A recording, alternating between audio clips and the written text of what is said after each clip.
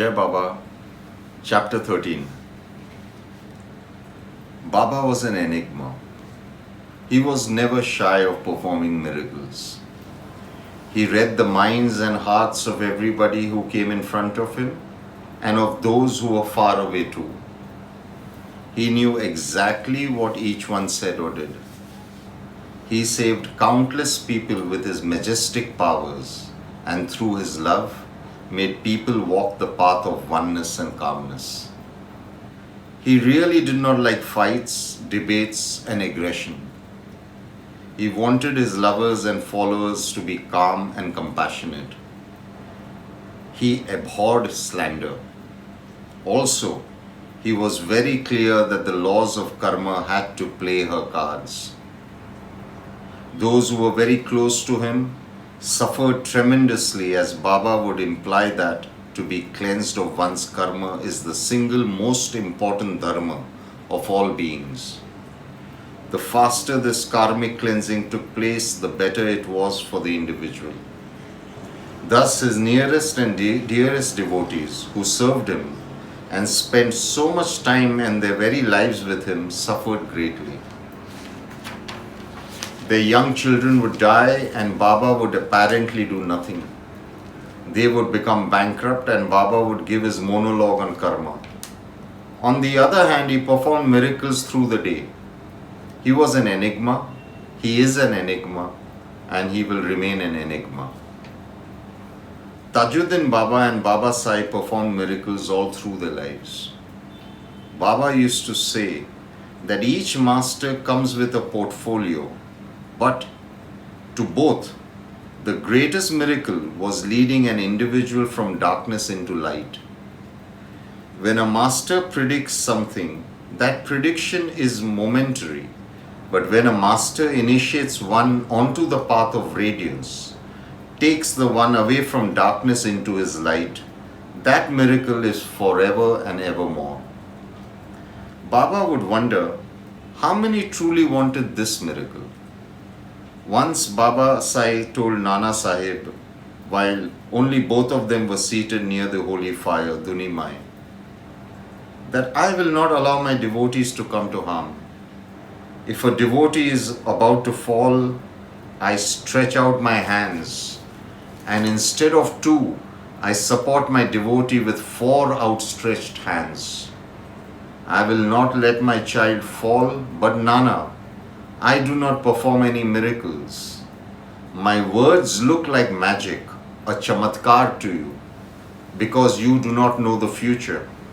So you think that I perform miracles and you turn your love and reverence onto me. I, in my turn, turn your love and reverence onto God and see that you are really benefited. Even though he had lived in Shirdi for 20 years, Baba's fame had not really spread.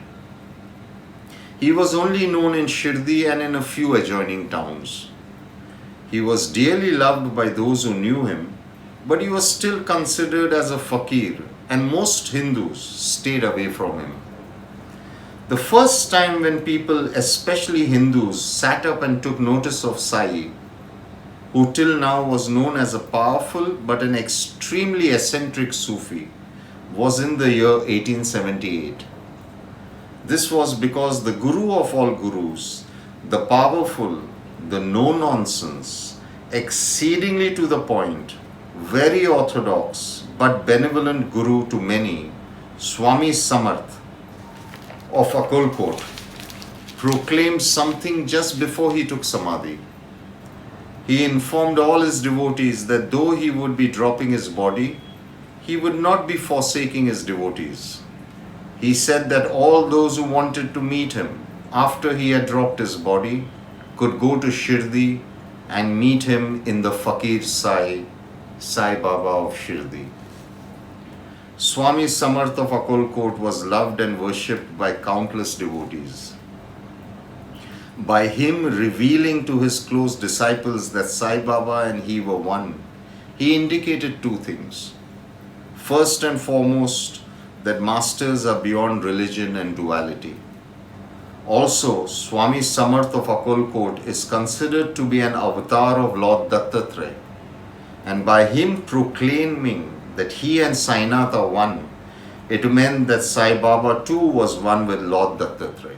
All those who stayed away from Baba because of his Sufi appearance and being considered as a Muslim, as well as his unorthodox behavior, realized that Baba Sai was beyond his appearance, his behavior, and his eating habits.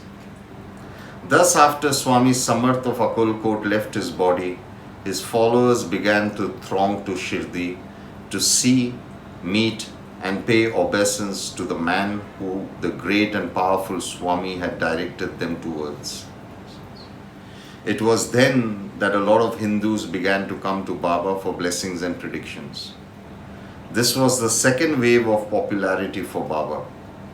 The third wave would come after a decade, when Baba would drop his body for 3 days and then return to his body 3 days later.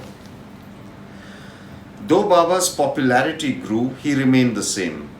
His schedule did not get affected. His temperament did not change. His unorthodox lifestyle did not get altered. He continued to live in his humble manner, and it made no difference to him whether he was considered as God or a mad fakir. His main group, consisting of Mahalsapati, Tatya, and Shama, had taken him as their guru, and they were truly close to him. Who was Shama? Well, Shama was a school teacher. Initially, he did not think much of Baba.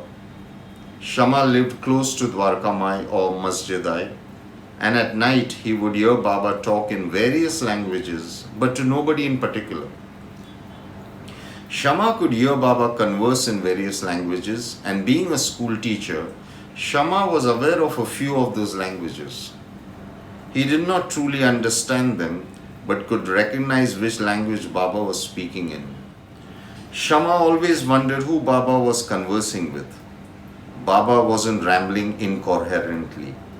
He was having a conversation in different languages. Shama was obviously unaware of Baba's spiritual magnitude and of the fact that Baba was conversing with spirit bodies, spirit workers and guides. Night after night, hearing Baba converse in different languages baffled Shama. It also made Shama realize that Baba was not a fraud or some mad fakir, but a highly evolved soul.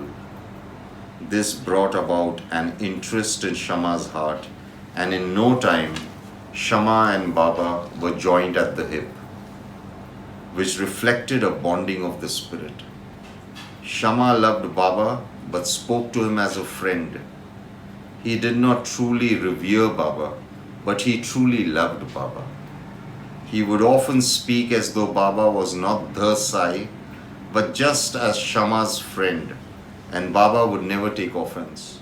It was only after Baba dropped his body that the reality of who Sainath truly was hit Shama, and he would cry tears of regret for not revering Baba, but treating him as a close friend.